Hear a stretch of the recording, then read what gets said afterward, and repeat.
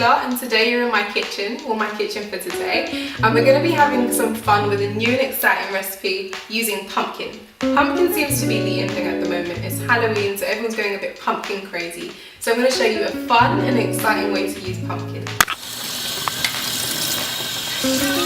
Straight through this pumpkin, it's not mango. This is sometimes quite a tricky part to do because it's very easy to lose your guide. So I tend to try and make sure I don't take the knife out and that I'm using a very sharp knife, which this one is. And you're basically going to need to take all the seeds out. So I'm going to take a spoon. You're going to carve out some of this stuff.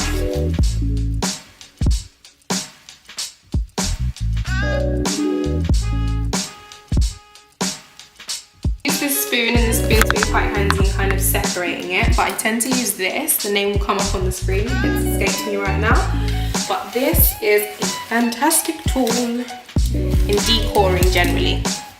I tend to use this for pineapples in the summer whenever I need to take out the flesh because I don't enjoy the cutting. So this just makes it a little bit easier. As you can see, it's just kind of separated it much better.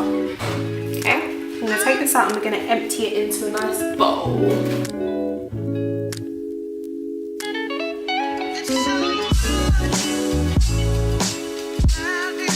Basically, what you want to end up with. This is going to go into the oven, so don't worry if there's still some more bits around and about because it's going to cook inside the oven. But this is basically what you want to end up with. Next, you're going to take out some of the flesh using a very small knife. Just go around the side of the pumpkin. Yeah? Try and be aware of not going too far onto the end. Just follow the knife around simply. So take the flesh out, cut it down into smaller pieces. Like that. Like so. Just make sure it doesn't get too thin because then you will definitely have a problem. Take out as much of the pumpkin as you possibly can.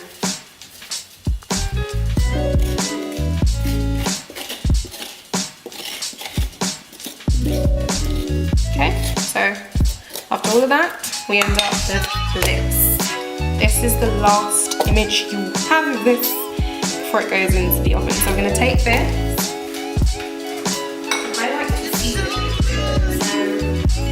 Some allspice and shake a little bit of that and see how much of it's going in.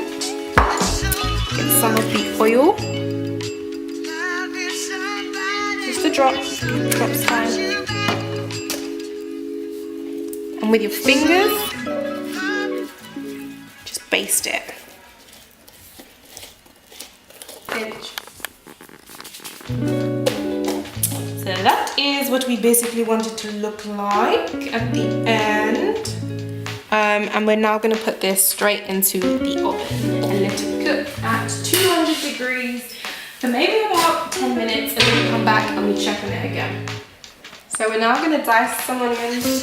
I always use red onions. Well, not always, but typically when you see me cooking there's a recipe that involves onions, I'm going to go for the red onions. I just love the flavour so much more.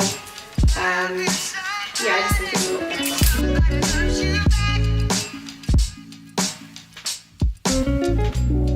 Typically some pureed ginger and garlic. I tend to buy them pureed, chopped and ready for me. You're just going to use a spoon of that and spin it around.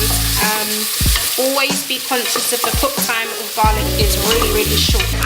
You remember from the beginning we took out the flesh and we diced out some of the core, and we're now just going to add this into the pot.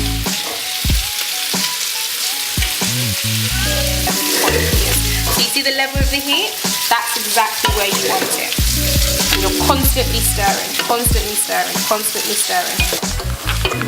So stir this around. It's probably been about 6 minutes now. Now we're just going to add in the coconut milk.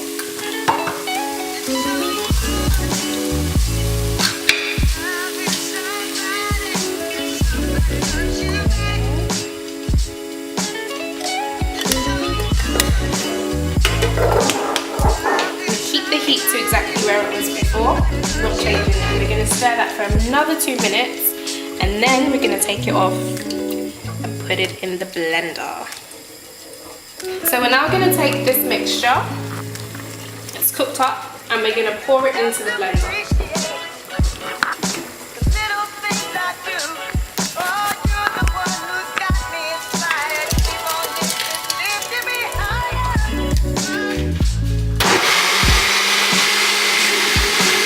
This has been marinated overnight. You guys didn't see me do that. What I basically done is I got some chicken stock and I used it to basically season and coat the chicken. So I basically got some chicken fillets. I diced them up into smaller pieces. You can see the sizes, they vary. Some a little bit bigger, some so much smaller. So you dice them up, added dash of oil, and you stick it in overnight. The longer naturally you marinate something, the nicer it's going to taste. So this has been in for long enough for it to take in all of the flavour. So we've got some oil. We're going to slide that in, and we're going to let it fry.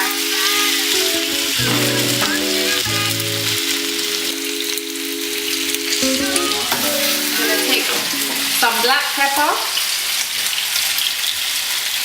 I'm quick in the kitchen. I don't like wasting time with anything because I'm hungry.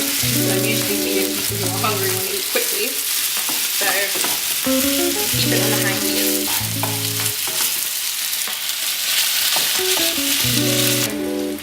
Got our blend. So nice, smooth, look at the consistency of that.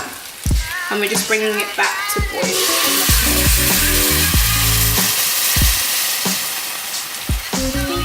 Okay. Make sure it's on a low heat.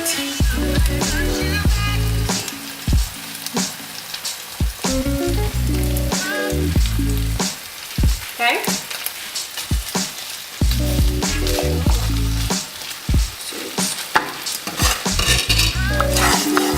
Now I'm going to add in some carrots. I've diced up some carrots. I've only done 2. I'm going to leave them in there. Mushrooms. Chestnut mushrooms. Just cut them in half.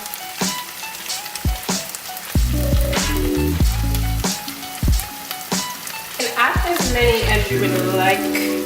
I'm a big mushroom fan, so I tend to use as many as possible in most recipes that welcome mushrooms.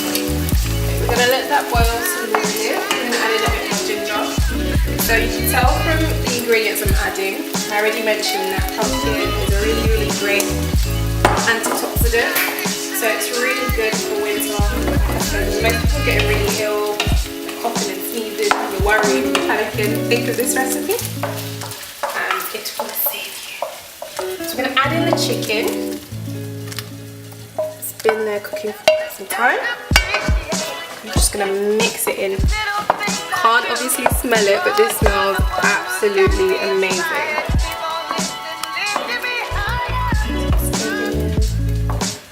The mushrooms are soaking in that creamy flavour from the coconut, from the blended pumpkin. It's just taking it all in.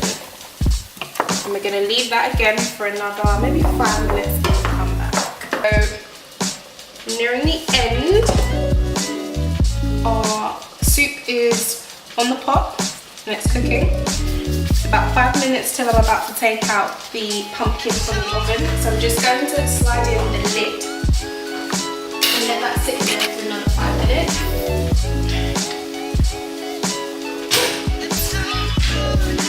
So I'm going to take some herbs. I'm going to get a nice knife. I'm going to cut some off, trim it down.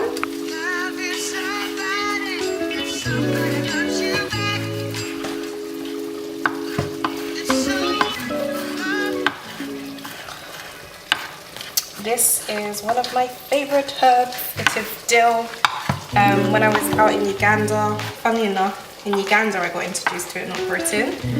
But when I was out in Uganda, they showed me some herb gardens they had, and this is one of the herbs I fell in love with.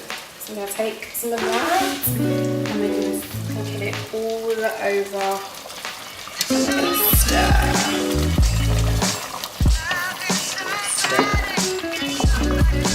The smell is just amazing.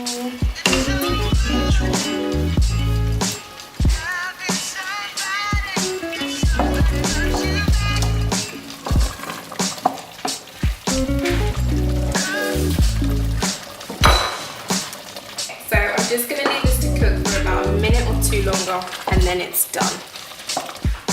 So this is our end product. This is what it looks like on the inside.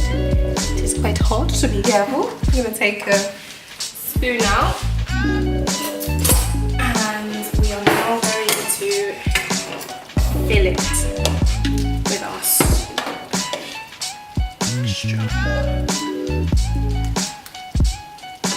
Might also be a good idea if you feel there's not enough soup inside it, that you add some boiled water and let it cook for a little bit longer.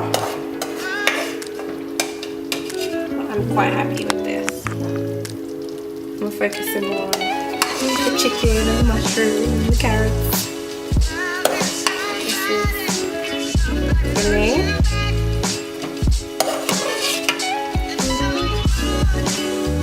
Brilliant end product. Just add in some dill. You guys know now, dill's my favourite herb since returning from Uganda. Taking the lid that we've had in the oven and we're going to leave it on top like that, and that is your end product.